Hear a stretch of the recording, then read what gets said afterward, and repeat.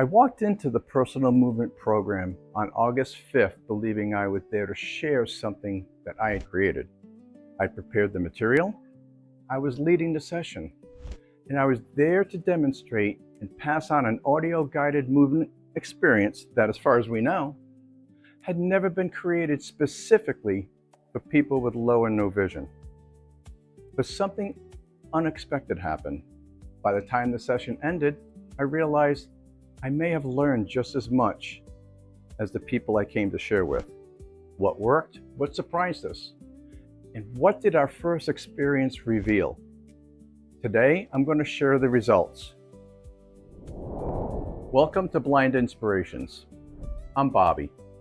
Blind Inspirations is where we talk honestly about the mental and physical challenges that can come with vision loss. More importantly, we talk about what we can do to keep moving forward. In the last episode, I introduced the Personal Movement Program, an audio-guided workout series created for people with low or no vision. On August 5th, we took that idea out of the studio and put it in front of real people at the Lighthouse of Collier. This episode is about what happened. It's about the people, the workout, the technology, and the music. It's also about what happened when an idea I created finally met the people it was meant to serve. The participants. We had 6 participants, and every one of them was much older than I was. The oldest participant was around 90 years old. Their experiences with vision loss were very different. Some had lost their vision early in life. Others developed macular degeneration later on, and some had lost their vision due to strokes. But what struck me was how great and how fierce these people were. They took to the program like ducks to water. They wanted to move. They wanted to be physical, and they were ready to work. This group has also been athletic throughout their lives. One participant, who had very little usable vision, had completed several Ironman triathlons. At 83 years old, he was still in phenomenal shape. Then we asked for volunteers to try the very first PMP audio workout. 4 people stepped forward. The recording guided them through squats, planks, supermans, cross-body toe touches, dead bugs, heel-to-toe balance movements, and side jacks. My role was to observe, spot them when necessary, and encourage them as they followed the audio instructions. They did extremely well. After the workout, one man said, "You know, I go to the gym 3 times a week, but that little 6-minute workout you just showed me, I felt that." That comment made me feel good because I felt like I had accomplished something. The workout was only 6 minutes long, but it challenged somebody who had already exercised 3 times a week. These people were resilient, they were persistent, and they were willing to challenge themselves. And they were ready to work out. Inside that room, we had motivation, we had excitement, and most importantly, we had momentum. The delivery system. Then we encountered what I believe is the biggest problem facing the program: technology. How do I get an audio workout file into the hands of somebody with little or no vision and make it simple enough for that person to use alone? We tried providing preloaded MP3 players. Each player contained 2 workouts. That sounded like a simple solution, but using the players was still a little difficult for some of the participants. We also tried placing the workout directly onto their phones, and we had some success with that, but it was not a complete solution. I saw firsthand how difficult technology can be for somebody who is older and maybe has recently lost their sight or doesn't have a good amount of usable vision. The participants had the motivation, they were resilient and persistent and ready to work. But I felt some of the momentum we created in that room began to slip away because I didn't yet have a delivery system that was simple enough. The most basic requirement should be this: the person presses one button and the workout begins. Just push play. I don't think I provided that experience well enough during our first session, but now I'm beginning to understand the problem and I'm going to solve it.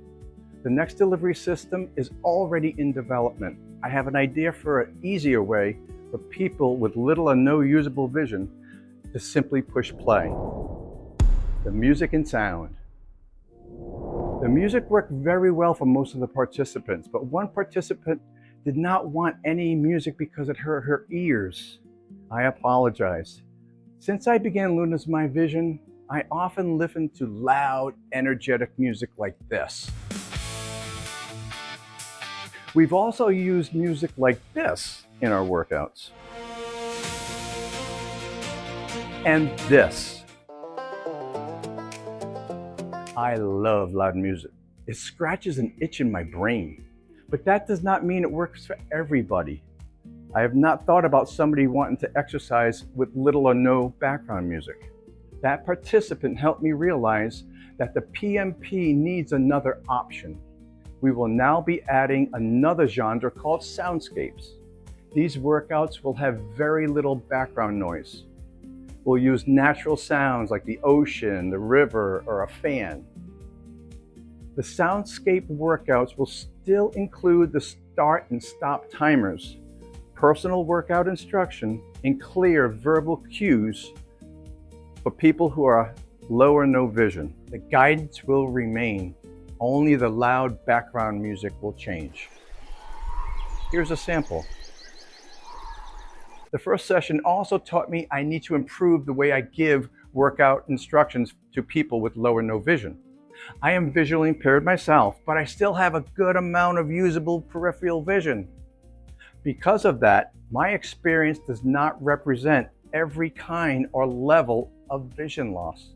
The August 5th session gave us a view of vision loss beyond what I experienced in my daily life. It helped me understand that an instruction that works for me may not give enough information to someone else with less usable vision, or maybe even a different kind of vision. I'm going to work hard to become a better exercise instructor for people with low or no vision. My goal is to improve not only these audio guided workouts, but also the Blind Inspirations videos that focus on the mental and physical challenges associated with vision loss. What I found most rewarding about that day was the new acquaintances and friendships that began at the Lighthouse of Collier. Vision loss can be a very lonely and isolating experience if we let it.